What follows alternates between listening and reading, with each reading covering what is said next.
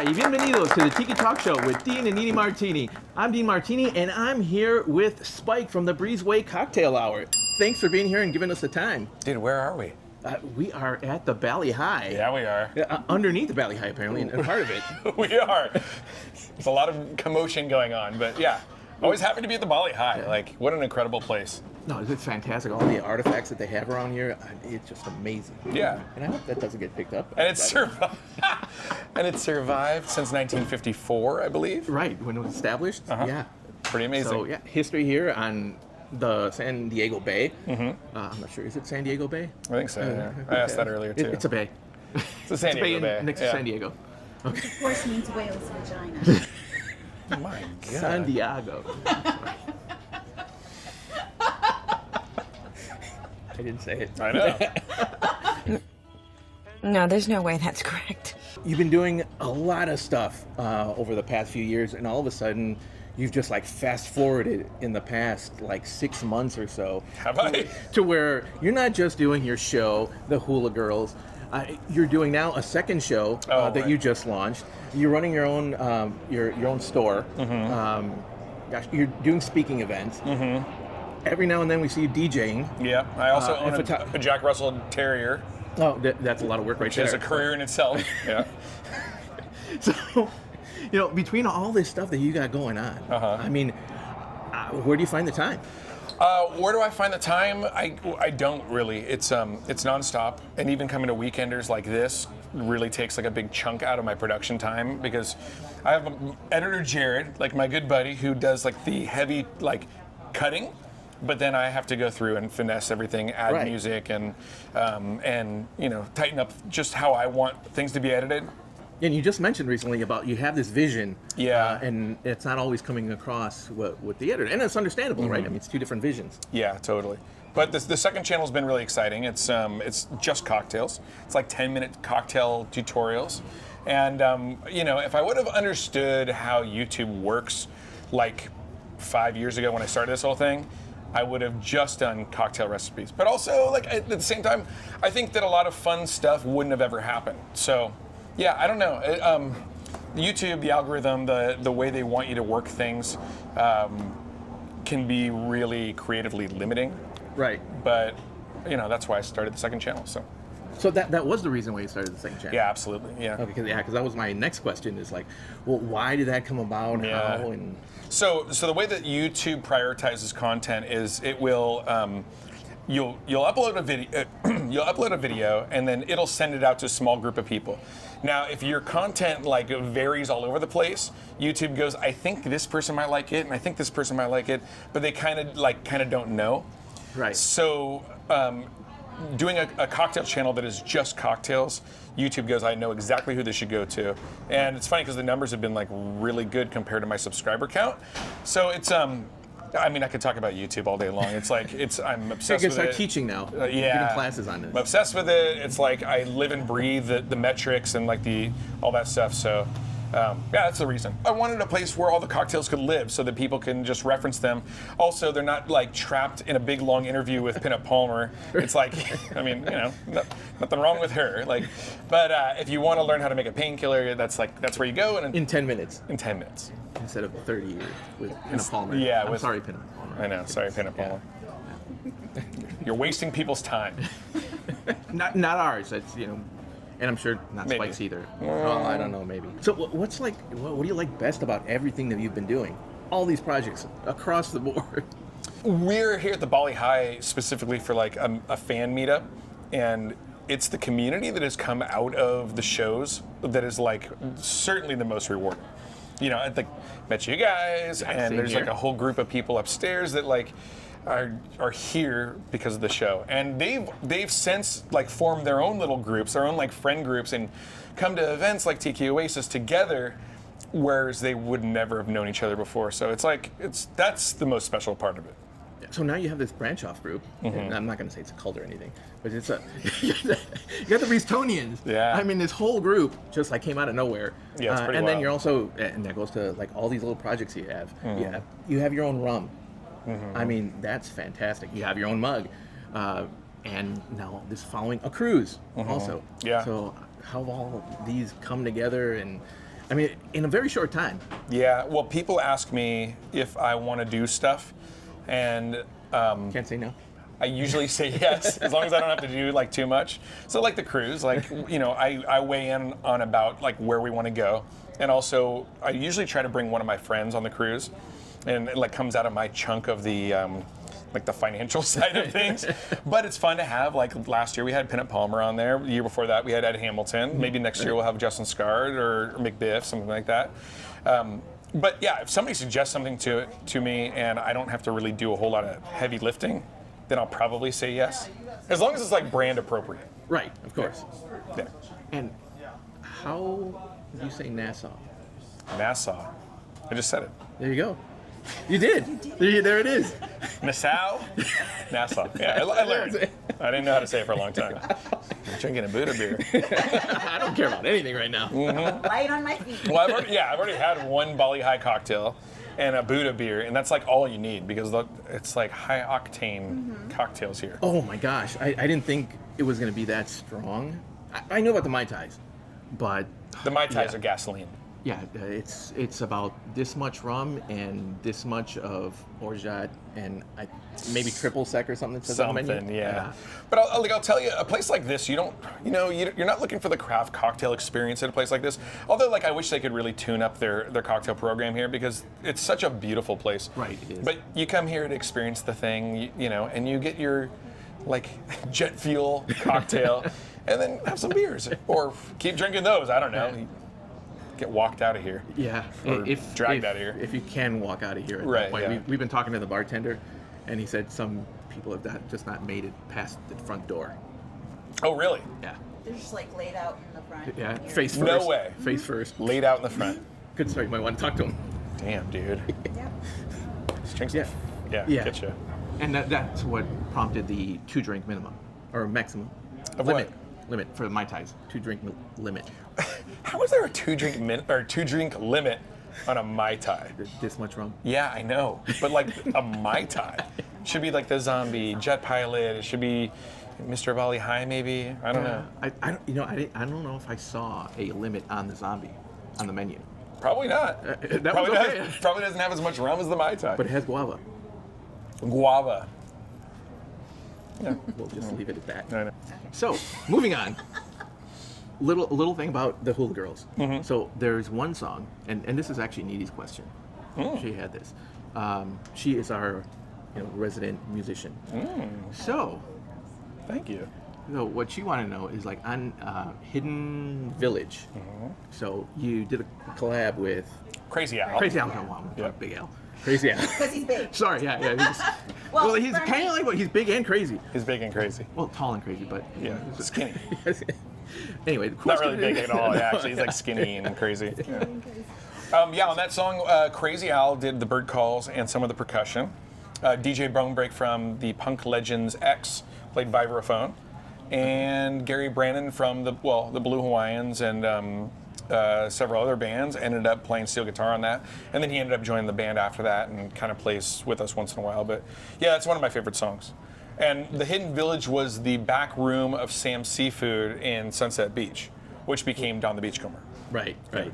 Which and is still recently there. Came back. They put a No. sign up, or what was that? The dedication to a sign. It's for sale. Oh, we played. So friends of mine bought the sign, like the big That's fish. what it was. Right. Right. They spent a fortune on it, and so now they have this giant fish sign. And but the building still exists, or the building still remains. Everything's in there. It's just trapped in like purgatory. Oh no. And so the guy who owns the building doesn't want to sell it, or no, he wants to sell it. He doesn't want to bring in a tenant and like turn it back into a bar or restaurant, or so Right. he's just kind of letting it sit. So Okay. that's Sam's Seafood. All right. And actually, I'm gonna jump a little bit here because talking about these bars and the relics and everything that they have or had, you have quite a few of them. You have a nice collection. So out of your collection, what would be, if you can't even reduce it to that, your favorite piece, and also, what was the craziest thing you had to do to obtain one of these pieces? Okay, so there are a couple of pieces that I like lucked out on. Well, one that I really lucked out on. Somebody contacted me and goes, "Do you want this Leroy Schmaltz carved Marquesan tiki? It's about this. It's like about this tall." And he's like, "Yeah, it's what did he say? $700, $750." Yeah. And they were going for auction after that for like $10,000. And so that. Sparky? Sparky's in San Diego. He caught the next flight after you. Or, well, not the flight. I guess you just drive up. He ran. You're right. So I would say that that's one of like my proudest, I guess, like what do you call it? Acquisition. Acquisitions, yes. More recently, though, from the Honolulu, the place where they used to hold Tiki Oasis, I got a cannibal pole. So like I'm really proud, happy about that one. The craziest acquisition, though, somebody reached out to me and they go, "There's a Whitco, what do they call it? African bar? It's the Papua New Guinea one." Oh, so that's the one you have. Yeah. And that's probably the craziest story because they were like, "Yeah, it's $200." I didn't have a car at the time. All I had was, I had my 1961 Ford Econoline pickup. So I drove that, and it's just like not a comfortable car to drive hours in, or truck. It's a pickup truck. And I drove and drove and drove, and the hills. Sit in a 90-degree angle, don't you? Yeah, you do. You sit in a 90-degree angle, and you're kind of like over the front tires. So my my like 90-year-old buddy who used to work on cars with me would tell me, he's like, "Well, you know, if you ever get in a wreck, you're going to be the first one on the scene." I was like, thanks. So, God, I hope that that's not like something that somebody pulls eventually and slows down and goes, "Dun, dun, dun, dun," because it's like it happened. Oh, it did happen. No, I'm saying like I hope that never happens. Oh, yeah, no. Where they're like, "We need your footage so we can put it in the documentary about his death." I'll make a nice obituary. My God. Okay, so anyway, I'm driving my Econoline. I called the lady or text her, whatever. I said, "I want the bar. I'll pay cash, whatever." So I'm driving. The hills of Los Angeles are on fire at the time, so there's smoke. I'm wearing like a T-shirt around my face. The whole thing's like on YouTube. It's like one of the first YouTube videos I ever made. I'm driving. I'm like, bouncing in this truck. I finally get there. She's like, and the house was like a mess. The pool was empty with just some muck down at the bottom. Oh. She goes, "Now this is the bar back here in the back, and I know what it is. I know it goes for a lot of money, but it's not in very good shape. Would you do $200?" And I go, "Okay, we can do that." I think I can swing it. You drive a hard bargain. Yeah. So I get this Whitco bar for $200. I put it in the back of my truck. I had a tonneau cover on it, and so the tonneau cover kind of had to be like popped open.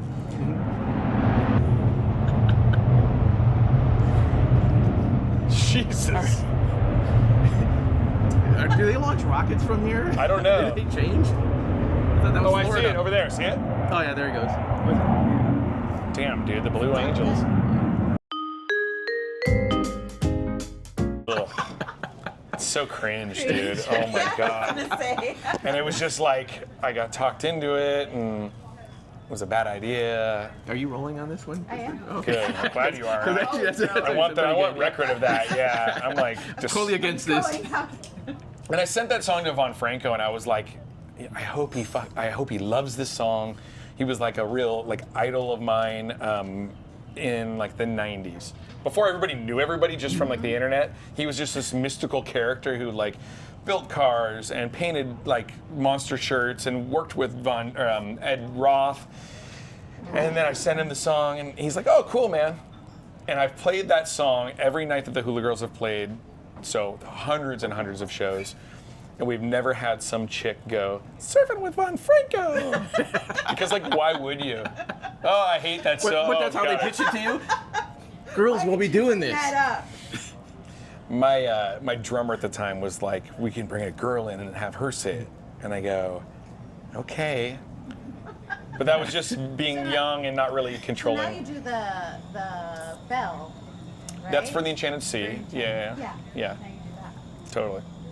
Yeah, she wants to be able to do that. Oh, believe me, I know exactly where. Oh, I you know do? the song. Oh man. She's been practicing. No. Oh. So we got Kelly Merrill doing it this one. If Well, okay. What? if we didn't have somebody, I would have brought you up. That would have been so Well, rad. okay.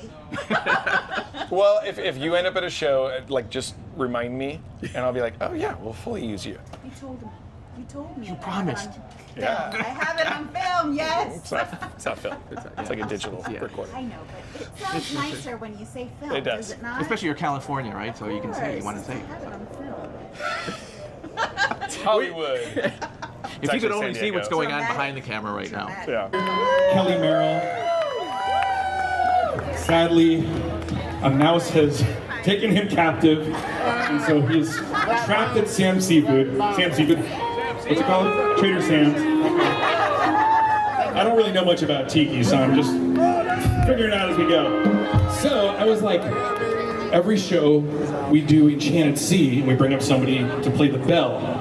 And the other night, my friend Niri Martini goes, I know all the parts. I go, the bell parts? She goes, yeah. So I'd like to bring up Niri Martini, see if she knows.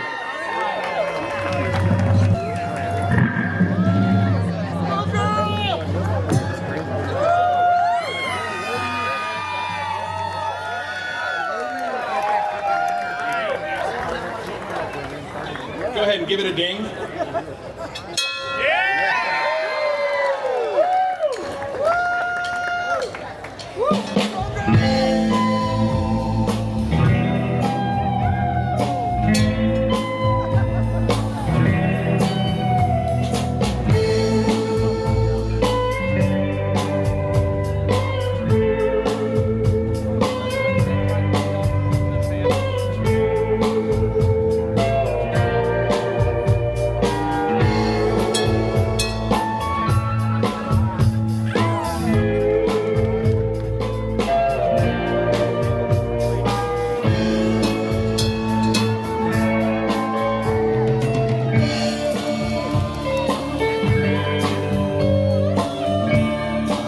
What is your go-to traditional cocktail, tiki cocktail?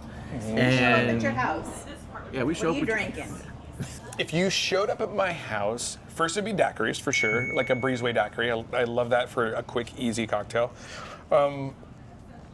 After that, I don't know. Mai Tais, everybody knows the recipes, so I Right. make a lot of Mai Tais just because it's like, it's simple, it's quick. You can really change that cocktail by the spirit you use. So, Like- blend of rums. Breezeway blend. Nah, usually like Hamilton Pot Still Black and maybe Smith and Cross or something like that. I also love like jet pilots and They are good. that kind of stuff. So, but like, what do I make the most? It's probably like daiquiris and Mai Tais. Okay. All right. Sorry, it's a very sad very answer. basic. I know. No, but I mean that's how it usually is. Yeah. I think. I Totally. mean they're quick, but they're very good too. There's a reason why the Mai Tai is the most popular cocktail of all time. And here at the Bali Hai, they've sold over 3 million. I was just checking the ticker before we came down. I have no idea how they've sold that many. Oh, since 1954. It's true. So, what? It's just- it's just- 75 years? Is that? It's just a wild Mai Tai, man. It's a wild Mai Tai. Bunch of booze heads is what. But I don't know. I really have to know. Is that how it was since 1954, or did it change to like, okay, well now we're just gonna put rum in it?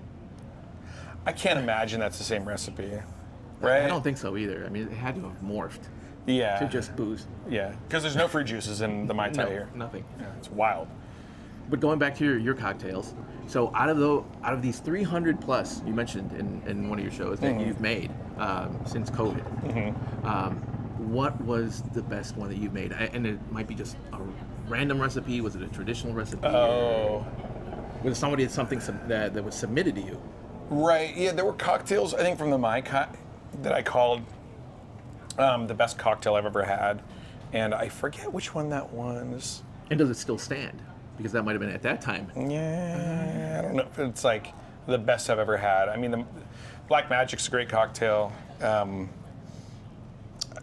don't know. You know, I've made the Breezeway cocktail. Like I invented that, and I think that's really good. So, but it was based on my own taste, and like you want a cocktail named after your show to be really good. So, I think it's good. Yeah, It's good to and me. it took a while probably to come up with it. Yeah, or I mean, yeah, coming up with cocktails is not easy. It's like a lot of time involved and a lot of drinking involved.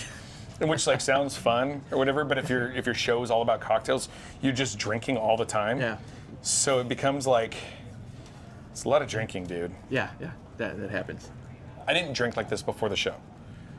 Okay, you just had. And I was mostly like a beer guy when I played with the Hula Girls because you can't drink like a jet pilot and then go like play intricate guitar things or like sing in key. Concentration is kind of like lost. Yeah. Yeah, you just kind of go, what was I doing? I'm like on stage, but I've got other things to look at. And, yeah. Just distracted. And it's like, hey, butterfly. Exactly. So now moving on to Tiki Oasis. Yeah. So 25 years of Tiki Oasis.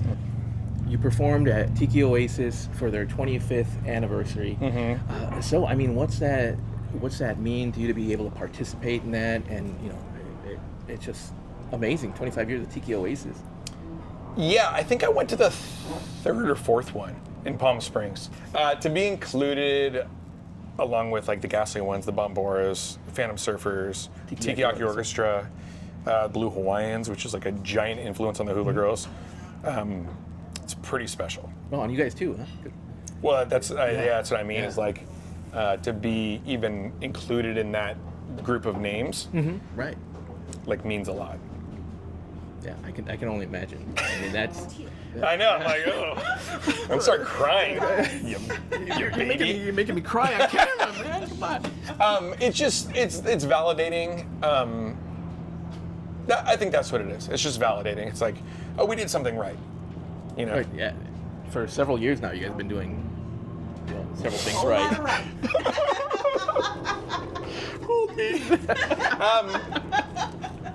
Yeah, no, it's just we played a lot of shows, and it was a lot of fun playing the 25th, and I was like happy to be invited, and you know, it's nice. We also had Judy Luck with us, and the first time we ever played Tiki Oasis as the Hula Girls, she was on that show too. Oh, okay, so a little kinda, reunion. Yeah. Oh, full circle. Too bad I can't play the You'll play the bell in the next show. full circle. I know. Well, you know who played the bell? Who played that? Kelly Merrill. Disney bartender Kelly Merrill. Yeah. People don't know that he's a professional ship's bell performer. I was gonna say he's a professional bell ringer. Well, he does. Like when you order a cocktail and they ring the bell, he's got experience of ringing bells. Yeah. Okay. See, and we've talked about this before. It's like, you know, I just should have pursued that. You know, when they were handing out the instruments in grade school, the triangle The bell. and the bell. I know. Yeah. Could have had a But yeah, promising career with one song. Yeah. would have been in there. Okay. Been in the Hula Girls. So, out of everything that you've been doing in the Tiki scene over the past 10 years plus, what does Spike want to be remembered for? Oh. I think helping to push the culture forward and like letting people know that there's nothing wrong with it. And I think that's the biggest part. Like, I think I'm mostly proud of my educating people where it started, where I came from, and where the whole scene, how it's kind of evolved and moved around, Right. and also all the restaurants that exist and existed before. I think maybe the education side is I'd want to be known for that probably. Yeah. How is it, or how does it feel to you to be among those folks that are mentioned with Tiki, you know, like Sven Kirsten, and all these other greats that are in there, and you're one of them that are being mentioned now. Yeah, it's really weird. It's And you're a very young guy. compared to those guys, I'm very young. But you know, when I was young, when the whole thing started, and they were all in their 40s or 30s and 40s, and I was like in my 20s, and everybody's just gotten older together. So, you know, Holden from Tiki Farm was like, "Well, tell me how we get younger people involved. You're young," and I go, "Bro, I'm like in my mid 40s. Like that's not young. You know, he's older than me, so I guess." To him, it's young, but In Tiki years, I guess it's young. yeah, but like, you know, the intent is to bring people in their 20s into Tiki, and I still don't really know what the answer is to that. But yeah, what was your question? About being included. Oh, being included with those people. amongst Yeah, these folks. yeah. I mean, people like Sven and Beach Bumberry and Otto from Tiki News and Tiki Oasis. It's I never thought that I would be like talked about in that same kind of circle, but I guess you can put yourself there by doing a YouTube show or doing what you're doing. It's like it's important to chronicle this stuff. And Oh, definitely. I think that you guys are doing a great job of it. There's several other people that are doing that kind of thing as well. And yeah, I think it's important because hopefully this stuff will live forever. And in 30, 40 years, people will look back and go, oh, this is what it was. Like a point in time, like a snapshot in time. So. Oh, that's fantastic. And so hopefully YouTube, if you're listening, please don't let the algorithm push us all off the map. We hope.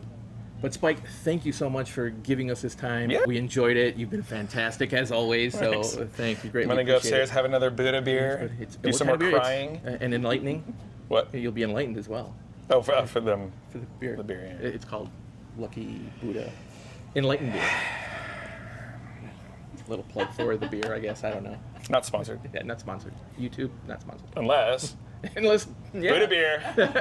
Come on. Yeah.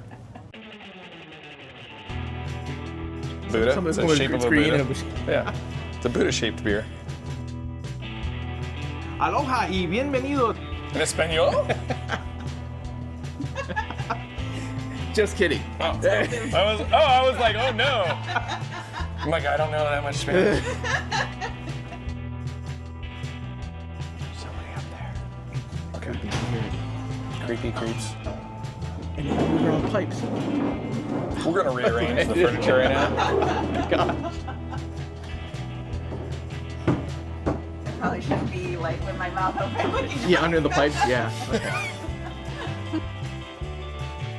Always happy to be at the Bali Hai. Like, what an incredible place. No, it's fantastic. All the artifacts that they have around here, I think it's just amazing. Yeah. And I hope that doesn't get picked up. And it's survived. Like, there's no. Oh. It's okay. You can go through. Go ahead, go ahead. Sorry about that. I didn't see the camera. You're like, what are these dudes stand next to each other for? Dude, this is a Buddha-shaped beer. Can you see that? Okay. Weird. Tastes like beer. Lucky Buddha. Lucky Buddha. Enlightened beer. And not just You light. feel enlightened? Oh yeah, enlightened. Okay. That's where that comes from. All right.